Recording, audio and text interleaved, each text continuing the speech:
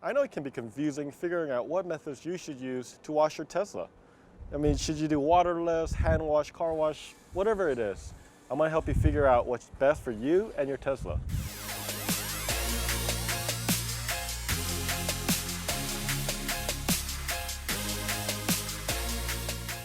Before we get into the methods of car washing, we need to learn about the basics. If there's two things you need to understand, it's one, it's all about the lubrication. So all of these products that we'll be talking about and the methods, all is a form of lubrication. It creates a barrier between what you're going to be using to wash your panel, the car panel, and then the paint.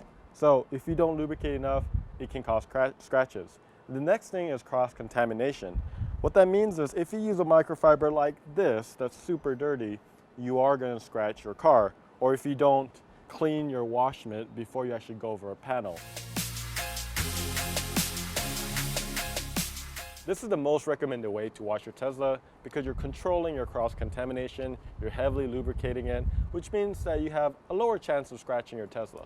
We use a 2-bucket method, and it's pretty simple. You have 2 buckets, you have a wash method and rinse bucket. And what it is you just use a car wash shampoo. This is actually ours. Should totally bite. Awesome, biodegradable. And you just put a little bit over here, and then this one, both have grit guards in the bottom. And what grit guards are it keeps the dirt all the way down to the bottom of the floor, and then this one's a scrubber so you can scrub it. So you grab a microfiber mitt like this, or a wash mitt, or microfiber cloth, and you dunk it in, and you put it on the panel, and you wash it, and then if it's dirty, I would flip it, wash the panel again, and then you put it in the rinse bucket, and this is where you would kind of clean it and get all the dirt off.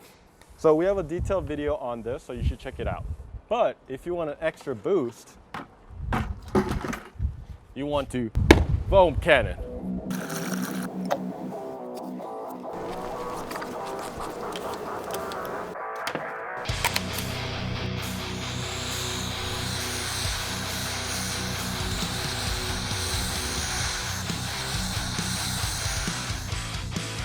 Well, that was fun. So who is this for?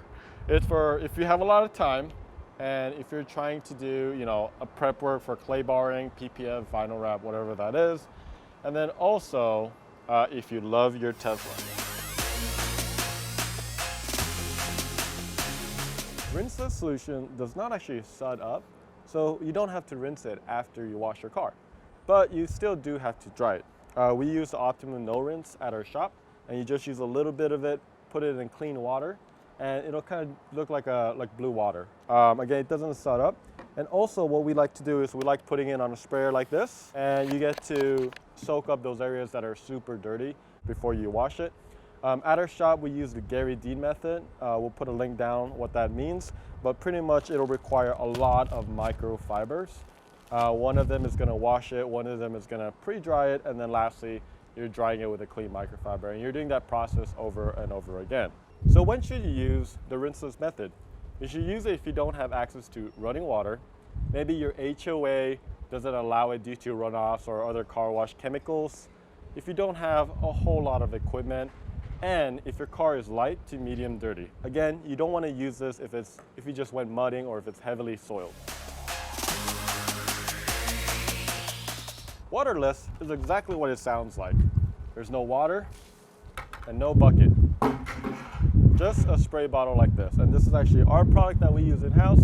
And it's pretty simple. All you need to do is spray the car panel and then use a clean microfiber. You do not want to use a dirty microfiber like this. And you want to use a soft one. We like using it in the 300 GSM microfiber. So soft. So when should you use the waterless method? If you're trying to get a quick detail in, it's perfect for your door seals or trunk area. And lastly, if the car is just light dirt. If it's soiled, don't try to clean your whole car with this. Automatic car washes is the easiest, but it's actually the least recommended out of the methods that we're talking about. The main reason is it has the highest chance of scratching your Tesla. So the reason why is there are 2 types. There's one that's called contact, and those are the ones that have bristles or microfiber, but it actually touches your car, and it can scratch your car heavily because you're not the only car that goes through it. So if there's a really, really dirty car that comes and you're the 100th car, you're gonna get all that contamination on your car. The other type of automatic car wash is called touchless, and it's exactly what it sounds like. It doesn't use bristles or microfiber and doesn't have any contact to your car. However, it cleans your car using very, very harsh chemicals. And what that means is if you have a colored vinyl or coating, it's really gonna wear it down, or even discolor a vinyl. So if you were to do one, I would highly recommend doing touchless, but if you can avoid it, I definitely go with a hand wash method. So when should you use the automatic car washes? Well, if you really hate washing your car by hand, then maybe it's for you. Hope that helped, guys. If that did help you, make sure to subscribe to our YouTube channel. We come out with videos like this every single Monday. But right now, I have a dirty Tesla to wash.